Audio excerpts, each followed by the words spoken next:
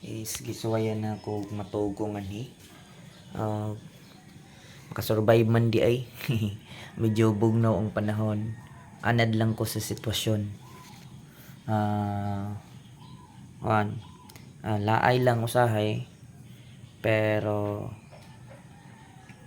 bisag laay man nakalahaw tay gihapon.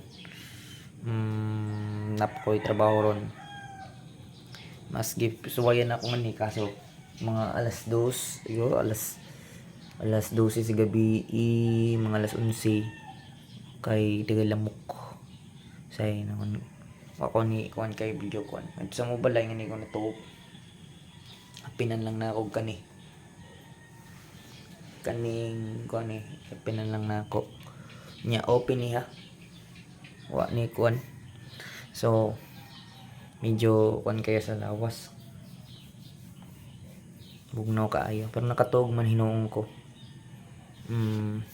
Ang kuan lang ani, exciting part lang ani is dagay lamok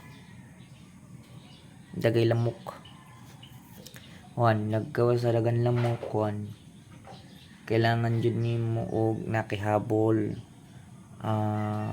mo kay usa sa challenge diri ang lamok sig paak nya nakamidyas ko, pero bisan na nakamidyas ko kuan gyapon nagyapon mo na lamok muna usahay sa lisod sa inani. Pag nakasigawas patog lisod usahay, pero okay ra man gyapon kay makasurvive man gyapon. Tunog lang di makabasa pa sipunon o lakaw-lakaw. Naramon ko sa ubos nako kung musukan ko sa ibabaw sugaton nako ang hamog magkasipon, so mo nang gibuhat na ako is nganilang jud ko wala ko sig tinog kayo nya ko kung mas maayo mo ko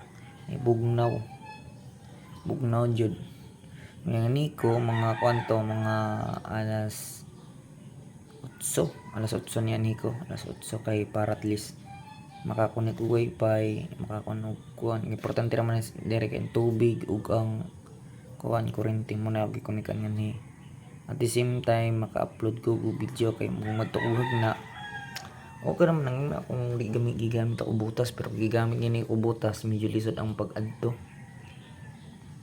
lisod kayo ang pag-adto, so kailangan